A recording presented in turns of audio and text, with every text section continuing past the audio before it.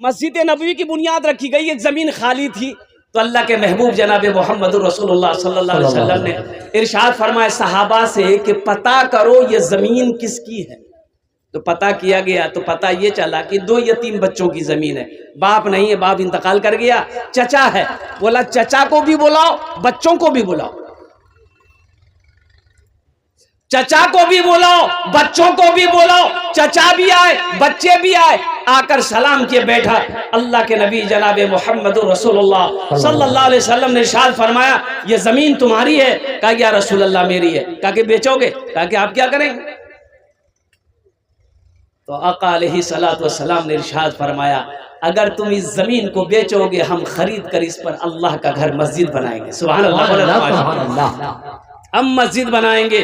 تو زمین والا کہنے لگا کہ یا رسول اللہ آپ مسجد بنائیں گے تو پھر میں پیسے لے کے کیا کروں گا، آپ مسجد بنائیں۔ اللہ کے نبی صلی اللہ علیہ وسلم نے ارشاد فرمایا نہیں، اس زمین کا مالک تم نہیں ہو، تم چچا ہو، یہ 2 چھوٹے چھوٹے یتیم بچے ہیں جو ابھی بالغ نہیں ہیں۔ زمین کی قیمت بولو، ایک زمین کی قیمت رکھی گئی، اس کو بڑھا کر اللہ کے رسول صلی اللہ علیہ وسلم نے کہا کہ یہ قیمت رہے گی۔ ایک صحابی مجمع سے کھڑے ہوئے کہ یا رسول اللہ جو قیمت طے ہوئی ہے اس قیمت کو میں اکیلے ادا کروں گا۔ سبحان اللہ، اس قیمت کو میں اکیلے ادا کروں گا۔ مسلمانوں ابھی ہجرت فرما کر لوگ مدینہ پہنچے تھے، سونا مکہ میں چھوڑا، وہ چاندی مکہ میں چھوڑا، زمین مکہ میں چھوڑا، کھیت مکہ میں چھوڑا، او حویلی مکہ میں چھوڑ کر خالی ہاتھ مسلمان مدینہ گئے تھے، لیکن حوصلہ تو دیکھو، جذبہ تو دیکھو، وہ قربان جاؤ۔ کہا کہ یا رسول اللہ جو قیمت طے ہوئی ہے اس قیمت کو میں اکیلے ادا کروں۔ اللہ اکبر کبیرہ۔ اب وہ کون خوش نصیب صحابی رسول تھے جنہوں نے مسجد نبوی کی زمین کی قیمت ادا کی؟ انشاءاللہ میں بتانے کی کوشش کروں گا۔ تو میرے بھائیوں میرے نوجوانوں سنو، جنت میں محل کون کون بناؤ گے ہاتھ اٹھاؤ، میں دعا کر دوں گا۔ سارا مجمع تیار ہے؟ دیکھیے یہ میری بات نہیں ہے اور صحیح بخاری کی حدیث ہے، حضرت عثمان غنی رضی اللہ تعالیٰ عنہ راوی ہیں، قربان جائیے۔ اللہ کے نبی صلی اللہ علیہ وسلم نے ارشاد فرمایا من بنا للہ مسجدا بنا اللہ لہ بیتا فی الجنہ، جس نے دنیا میں اللہ کا گھر بنایا اللہ اس کے لیے جنت میں عالیشان محل بنائے گا، بہترین گھر بنائے گا۔ اچھا کون بنائے گا؟ جنت میں اللہ گھر بنائے گا کس سے؟ دنیا میں مسجد بناتے ہیں، ہم پیسہ دے دیے، چندہ دے دیے، اور قربان جائیے مزدور کریں گے، مستری کریں گے، مزدور آئے گا اینٹیں ڈھوئے گا، مستری آئے گا وہ دیوار جوڑائی کرے گا، پلستر کرے گا۔ ارے مزدوری مستری کرے گا نا، ارے بولیے نا بھائی۔ لیکن اللہ جنت میں میرا گھر فرشتوں سے بنائے گا؟ نہیں۔